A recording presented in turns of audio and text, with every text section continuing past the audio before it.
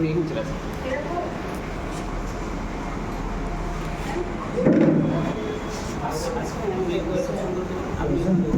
আমি ওখান থেকে তুলেন স্যার, ওরা আসবে দিতে শুরু করো।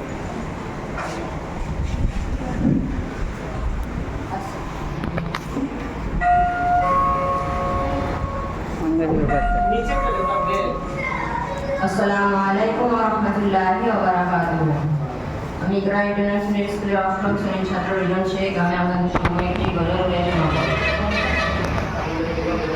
কোরআন মধুর বাণী আমি যখনই শুনি আমার মন ভরে যায়। কোরআন মধুর বাণী আমি যখনই শুনি আমার মন ভরে যায়।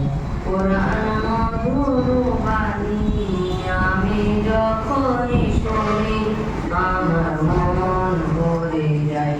শোনো মুমিন মুসলমান, পড়ে দেখো না কোরআন, কত শান্তি পাওয়া যায়।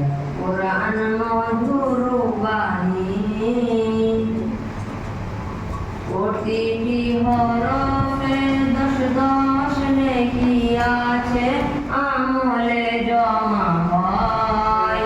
প্রতিটি হরফে দশ দশ নেকি আছে, আমলে জমা হয়। পাপের ভাতা হটে পাপ যাই তোমার হেঁটে, নেকিতে হয় বোঝাই। এমন বরকতময় মিলে সবারই গাওয়ায়।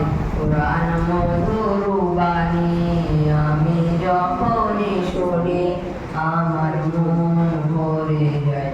কোরআন মধুর বাণী কোরআন এমন গ্রন্থ, পৃথিবীর যত মন্ত্র সবই যাবে মিলে। কোরআন এমন গ্রন্থ, পৃথিবীর যত মন্ত্র সবই যাবে মিলে।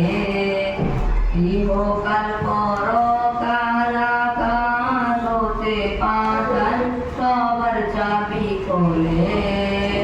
কোরআন বড় মধুময়, কলবে নূর জারি হয়। শোনো মুমিন মুসলমান, পড়ে দেখো না কোরআন, কত শান্তি পাওয়া যায়। কোরআন মধুর বাণী